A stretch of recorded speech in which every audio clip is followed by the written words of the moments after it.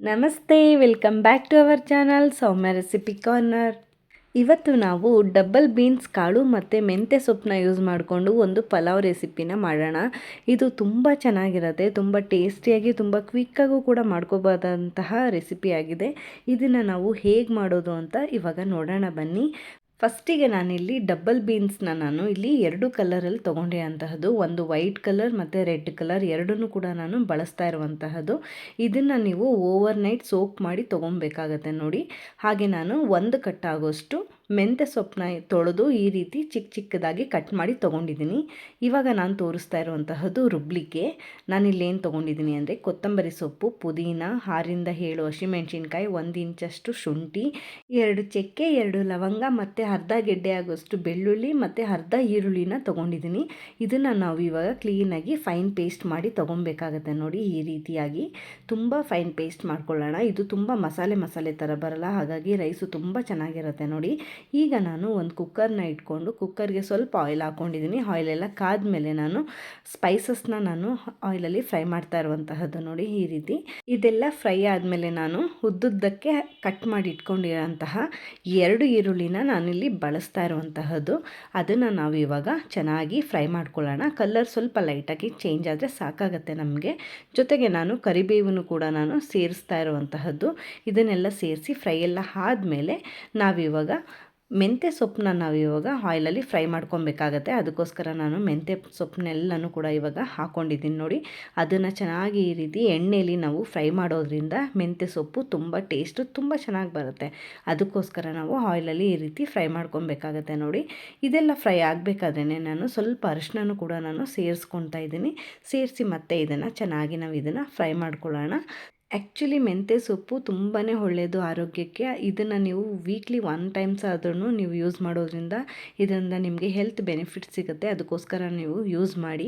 ಹಾಗೆ ಇವಾಗ ನೋಡಿ ಸೊಪ್ಪೆಲ್ಲ ತುಂಬ ಚೆನ್ನಾಗಿ ಫ್ರೈ ಆಗಿದೆ. ಫ್ರೈ ಆದಮೇಲೆ ನಾವು ರುಬ್ಬಿಟ್ಕೊಂಡಿರುವಂತಹ ಮಸಾಲ ಇತ್ತು ನೋಡಿ, ಅದನ್ನು ನಾನು ಸೇರಿಸ್ತಾ ಇದ್ದೀನಿ. ಸೇರಿಸಿ ನಾವು ಈ ರೀತಿ ಆಯಿಲೆಲ್ಲ ಬಿಟ್ಕೊಂಡು ಬರಬೇಕಾಗತ್ತೆ. ಅಲ್ಲಿವರೆಗೂ ಇದನ್ನು ಚೆನ್ನಾಗಿ ಫ್ರೈ ಮಾಡ್ಕೊಳ್ಳೋಣ.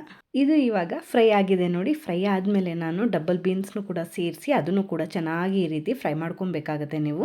ಇದನ್ನು ನಾವು ಒಂದು 2 ನಿಮಿಷ ಕಾಲನಾದ್ರೂ ಚೆನ್ನಾಗಿ ಫ್ರೈ ಮಾಡ್ಕೊಬೇಕು. ಫ್ರೈ ಎಲ್ಲ ಆದಮೇಲೆ ನಾನಿಲ್ಲಿ ಟೊಮೆಟೊನ ನಾನು ಇಲ್ಲಿ ಸೇರಿಸ್ತಾ ಇರುವಂತಹದ್ದು. ನಾನಿಲ್ಲಿ 3 ಟೊಮೆಟೊನ ಬಳಸ್ತಾ ಇರುವಂತಹದ್ದು. ಹಾಗೆ ಚಿಕ್ಕ ಚಿಕ್ಕದಾಗಿ ಕಟ್ ಮಾಡ್ಕೊಂಡಿದ್ದೀನಿ ನೋಡಿ. ಈ ರೀತಿ ಕಟ್ ಮಾಡಿಕೊಂಡ್ರೆ ಸಾಕಾಗತ್ತೆ. ಇವಾಗ ನಾವು ಇದನ್ನು ಚೆನ್ನಾಗಿ ಈ ರೀತಿ ಫ್ರೈ ಮಾಡ್ಕೊಂಡು ಎಲ್ಲ ಆದಮೇಲೆ ನೋಡಿ, ಇವಾಗ ಎಲ್ಲನೂ ಕೂಡ ಈ ರೀತಿ ಮಿಕ್ಸ್ ಎಲ್ಲ ಮಾಡಿಕೊಂಡು ಮಸಾಲ ಎಲ್ಲ ಹೊಂದ್ಕೊಬೇಕಾಗತ್ತೆ. ಅಲ್ಲಿವರೆಗೂ ನಾವು ಮಿಕ್ಸ್ ಎಲ್ಲ ಆದಮೇಲೆ ನಾವು ಈಗ ನಾನು ಬಳಸ್ತಾ ಇರುವಂತಹದ್ದು 1 ಲೋಟ ಅಕ್ಕಿನ ನಾನಿಲ್ಲಿ ವಾಶ್ ಮಾಡಿ ತೊಗೊಂಡಿದ್ದೀನಿ ನೋಡಿ. ಅದನ್ನು ನಾನು ಇವಾಗ ಸೇರಿಸಿ ಮಸಾಲ ಎಲ್ಲ ಹೊಂದ್ಕೊಬೇಕು. ಆ ರೀತಿ ನಾವು ಇದನ್ನು ಚೆನ್ನಾಗಿ ಮಿಕ್ಸ್ ಮಾಡ್ಕೊಳ್ಳೋಣ. ಈ ರೀತಿ ಎಲ್ಲನೂ ಕೂಡ ತಿರುವಿ ಹಾಕ್ಕೊಂಡು ನಾವು ಇದನ್ನು ಮಿಕ್ಸ್ ಮಾಡ್ಕೊಬೇಕಾಗತ್ತೆ. ಇದೆಲ್ಲ ಮಿಕ್ಸ್ ಆದಮೇಲೆ ನಾನು ಇವಾಗ 1 ಲೋಟ ನಾನು ಅಕ್ಕಿ ಯೂಸ್ ಮಾಡ್ತಾ ಇರೋದ್ರಿಂದ 2 ಲೋಟ ನಾನು ನೀರನ್ನ ಇಲ್ಲಿ ಸೇರಿಸ್ತಾ ಇರುವಂತಹದ್ದು. ಈಗ ನಾನು 2 ಲೋಟ ನೀರನ್ನೆಲ್ಲ ಸೇರಿಸ್ಬಿಟ್ಟು ನಾನು ಇವಾಗ ಸಾಲ್ಟನ್ನು ಕೂಡ ನಾನು ರುಚಿಗೆ ತಕ್ಕಷ್ಟು ಹಾಕ್ತಾಯಿದ್ದೀನಿ ನೋಡಿ. ಎಲ್ಲನೂ ಕೂಡ ಒಂದು ಸರಿ ಸೆಟ್ ಮಾಡ್ಕೊತಾ ಇದ್ದೀನಿ. ಈ ರೀತಿ ಸಾಲ್ಟ್ ಎಲ್ಲ ಹಾಕಿದ್ಮೇಲೆ ನಾನು 2 ಟೇಬಲ್ ಸ್ಪೂನ್ ಆಗೋಷ್ಟು ತುಪ್ಪನ ನಾನು ಸೇರಿಸಿದ್ದೀನಿ. ಆದರೆ ಇದರಲ್ಲಿ ಕ್ಲಿಪ್ಪಿಂಗ್ ಮಿಸ್ ಆಗಿದೆ. ನೀವು 2 ಟೇಬಲ್ ಸ್ಪೂನ್ ಆಗೋಷ್ಟು ತುಪ್ಪನೂ ಕೂಡ ನೀವು ಸೇರಿಸ್ಕೊಳ್ಳಿ. ಸೇರಿಸಿ ಕುಕ್ಕರ್ ಲಿಡ್ನ ಕ್ಲೋಸ್ ಮಾಡಿ ನಾವು 2 ವಿಷಲ್ ತೊಗೊಬೇಕಾಗತ್ತೆ ನೋಡಿ. ನಾನಿವಾಗ 2 ವಿಷಲ್ ಆದಮೇಲೆ ಓಪನ್ ಮಾಡಿ ತೋರಿಸ್ತಾ ಇರುವಂತಹದ್ದು. ನೀವೇ ನೋಡ್ಬೋದು ಎಷ್ಟು ಚೆನ್ನಾಗಿ ಬಂದಿದೆ, ಎಷ್ಟು ಚೆನ್ನಾಗಿ ರೈಸ್ ಎಲ್ಲ ಬೆಂದಿದೆ ಅಂತ ಹೇಳಿ. ತುಂಬ ಚೆನ್ನಾಗಿ ಬರುತ್ತೆ. ನೀವು ಕೂಡ ಮನೇಲಿ ಒಂದ್ಸರಿ ಟ್ರೈ ಮಾಡಿ ಈ ರೆಸಿಪಿನ.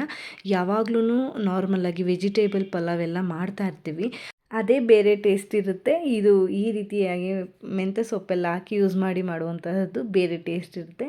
ನೀವು ಕೂಡ ಇದನ್ನು ಟ್ರೈ ಮಾಡಿ ಮನೆಯಲ್ಲಿ. ಈಗ ನಾನು ಸರ್ವ್ ಮಾಡಿ ತೋರಿಸ್ತಾ ಇದ್ದೀನಿ ನೋಡಿ. ತುಂಬ ಚೆನ್ನಾಗಿರುತ್ತೆ. ಇದ್ರ ಜೊತೆಗೆ ನೀವು ಮೊಸರು ಬಜ್ಜಿ, ಚಟ್ನಿ, ಕಾಯಿ ಚಟ್ನಿ ಎಲ್ಲ ನೀವು ಪೇರ್ ಮಾಡ್ಬೋದು. ತುಂಬ ಚೆನ್ನಾಗಿ ಬರುತ್ತೆ. ಟೇಸ್ಟ್ ಅಂತೂ ನಿಜವಾಗ್ಲೂ ಅಮೇಝಿಂಗ್ ಅಂತಲೇ ಹೇಳ್ಬೋದು. ನೀವು ಕೂಡ ಈ ರೆಸಿಪಿನ ಟ್ರೈ ಮಾಡಿ. ಟ್ರೈ ಮಾಡಿದ್ಮೇಲೆ ರೆಸಿಪಿ ಹೇಗೆ ಬಂತು ಅಂತ ನನಗೆ ತಪ್ಪದೆ ಕಾಮೆಂಟ್ ಮಾಡಿ, ಓಕೆನಾ? ಐ ಹೋಪ್ ಈ ವಿಡಿಯೋ ನಿಮಗೆ ಇಷ್ಟ ಆಗಿದೆ ಅಂತ ಭಾವಿಸ್ತೀನಿ. ಇಷ್ಟ ಆಗಿದ್ರೆ ವಿಡಿಯೋಗೆ ಲೈಕ್, ಶೇರ್, ಕಾಮೆಂಟ್ ಮಾಡಿ. ಹಾಗೆ ವಿಡಿಯೋ ಯೂಸ್ಫುಲ್ ಅನಿಸಿದರೆ ನಿಮ್ಮ ಫ್ರೆಂಡ್ಸ್ ಆ್ಯಂಡ್ ಫ್ಯಾಮಿಲಿಗೂ ಕೂಡ ವಿಡಿಯೋನ ಶೇರ್ ಮಾಡಿ ಅಂತ ಕೇಳ್ತಾ, ಯಾರೆಲ್ಲ ನನ್ನ ಚಾನಲ್ನ ಸಬ್ಸ್ಕ್ರೈಬ್ ಮಾಡ್ಕೊಂಡು ನೋಡ್ತಾ ಇದ್ದೀರಾ, thank you so much. Subscribe subscribe ಮಾಡ್ಕೊಳ್ದೆ ನೋಡ್ತಾ ಇದ್ದರೆ ಖಂಡಿತವಾಗ್ಲಿ ಈ ಕೂಡಲೇ ಸಬ್ಸ್ಕ್ರೈಬ್ ಮಾಡ್ಕೊಳ್ಳಿ. ಹಾಗೆ ನೋಟಿಫಿಕೇಷನ್ ಆನ್ ಮಾಡ್ಕೊಳ್ಳೋದ್ರಿಂದ ನಾನು ಹಾಕೋ ಪ್ರತಿ ವಿಡಿಯೋನೂ ಕೂಡ ನೀವು ಮಿಸ್ ಮಾಡ್ದೇ ನೋಡ್ಬೋದು ಅಂತ ಹೇಳ್ತಾ ಮುಂದಿನ ರೆಸಿಪಿಯೊಂದಿಗೆ ಸಿಗ್ತೀನಿ. ಅಲ್ಲಿವರೆಗೂ ನನ್ನ ಪ್ರೀವಿಯಸ್ ವಿಡಿಯೋನ ಚೆಕ್ಔಟ್ ಮಾಡ್ತಾಯಿರಿ. Thank you so much for watching this video. Stay tune.